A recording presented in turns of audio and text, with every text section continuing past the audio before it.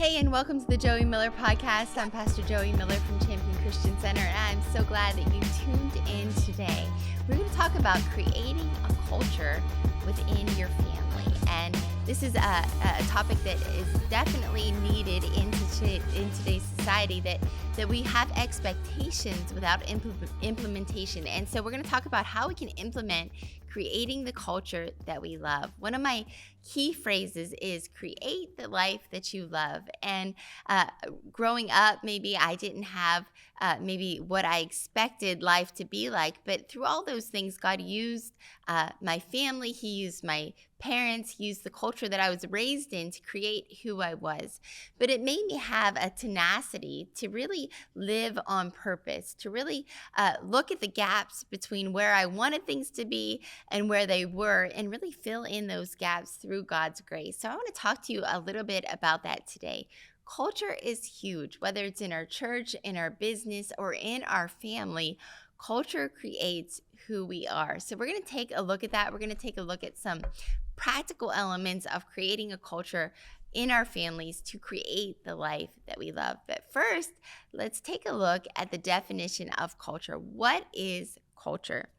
Culture refers to the values, behavior, assumptions, expectations, and the collective memories that really define us within an organization. And so for today's podcast, let's say that would define us within even our family. What are the things that define us? What are the moments that define us building a culture within our family? And I'm really huge on not wanting to live with any regrets, not to look back on my life and think I wish it could have been like that, or I wish I would have done this. Just recently, my husband and I watched some home videos, and we don't really like to do that a lot because sometimes it can lend towards wishing we were in a season or wishing we could have done things differently. But we embraced it and we watched these videos, and what a great experience it was to look at our lives and think, wow, like we did the best with what we had in that moment. We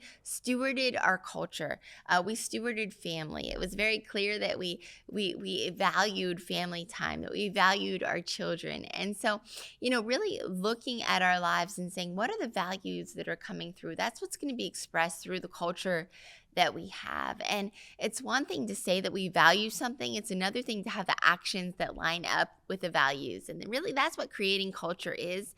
It's filling in the gap between our intention and what really is. And we could say a lot of times that we value certain things, that we want to create a culture. But if you look at our life, it just so if you would watch it on a video, you would say, is that really what we're living out? So I want to talk to you about some practical steps in creating a culture that you love, creating a culture within your family that you're not going to look back with regret, but you're really going to celebrate. And, think about that. How am I creating my culture? Think about what are the things that are on my prayer list? What are the top things that I'm praying for my family? Those are my values.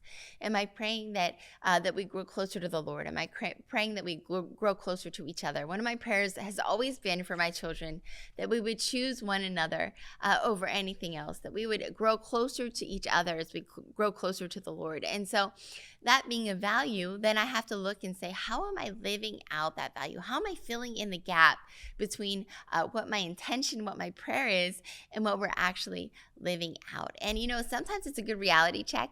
Sometimes I'm like, wow, we've been on TV, we've been on video games, we've been on our phones a lot. That's not lining up really with what I've been praying, with the culture that I'm trying to create. So it allows me a space to adjust, to make shifts, to make changes in our culture, to create what I want to see happen, to create what I'm actually praying for.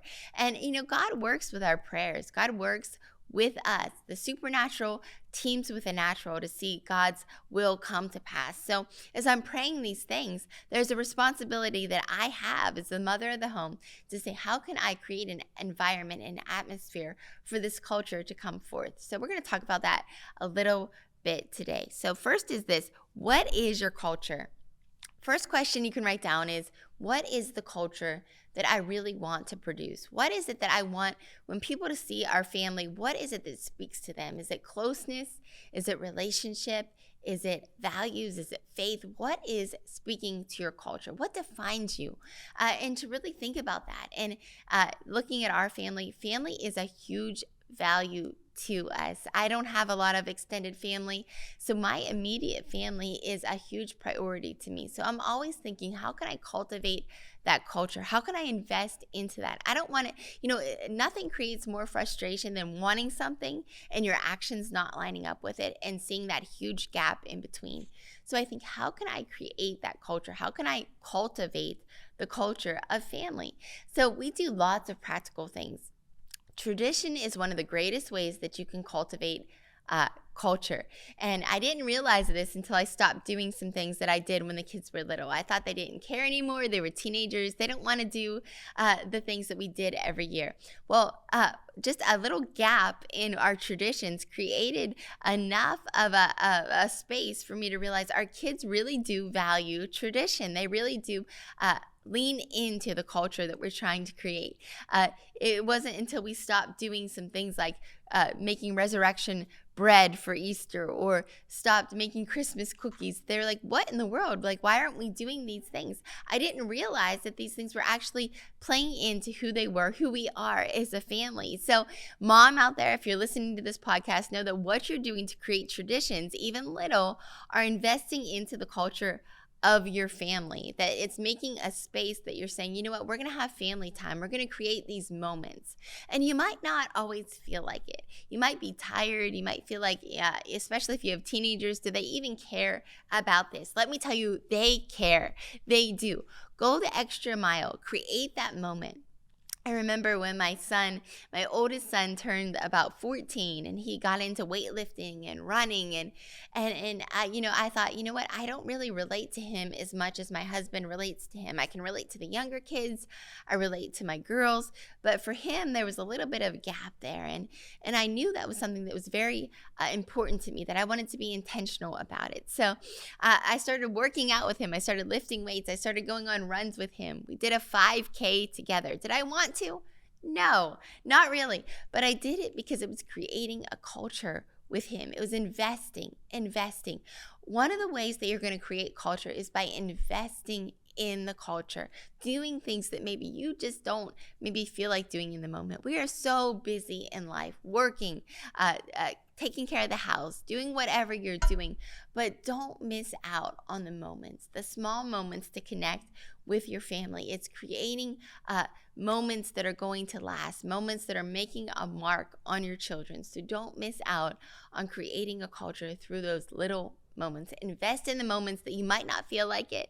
Invest in the moments that you feel like maybe I don't connect with them. I remember playing video games at one point with my sons. I'm not a video game guru, but I did it for them. This Christmas, we bought a ping pong table. I haven't played one game of ping pong, but they have played non-stop with one another. Just a moment that our sitting room has converted into a game room for the purpose of family cultivation, and realizing that I'm actually investing into a culture, that we choose to be together, that we have fun together, that we laugh together. And when you're doing that, you're making a lifelong investment. So invest into the culture. What is your culture? Start to sow into it. Next is, do your values line up with your actions? Do your values line up with your actions? What do I mean by that? I mean, you can say I have so many intentions for my family. I want my family to be X, Y, Z. I want us to be faith-filled. I want us to be together. But are your actions lining up with your intentions? And a lot of times I see this is a huge gap in families, just because of busyness, just because of life, that a lot of times we want one thing, but our actions say another. Do you want family time and togetherness? Do you want a faith-based family? And then when you get home, you're just always on devices, you're watching TV, you're doing your own thing, everyone's in their own bedroom. One of the things we do is we don't have TVs in our bedroom because we don't want isolation. It's an on-purpose intention to say we want our family to be together. So what are we going to do? We're going to not actually create opportunities for them to isolate, we're actually going to create opportunities for togetherness. So your bedroom is where you sleep, your bedroom is where maybe you get ready, but togetherness happens in the family room. Togetherness happens in the space that we're all living. So be intentional about that. Take an evaluation and say, is my intention opposite of my values? Am I saying one thing, but I'm actually equipping and empowering another thing within my family? Fill in the gaps. Make a plan to succeed. Everything that is good happens intentionally. Nothing just happens accidentally that is good. So be intentional about your family time. Be intentional about your values. Say, this is what I want. How can I steward and make this happen? It might take a little more effort. It might take a little more of you, but it is so worth it to create this family culture. What is it, the vision that you have one day? I know for me, my vision drives me. One day I want to, if the Lord should tarry, I want to be old and be with my husband around a Christmas tree with all of our family, our grandkids, our great-grandkids, celebrating togetherness and unity within the family. That's the vision that drives me. And everything that I do, every intention, every value feeds into that. What is your vision? What is what you want to cultivate in your family? Make sure that it's not going against those values.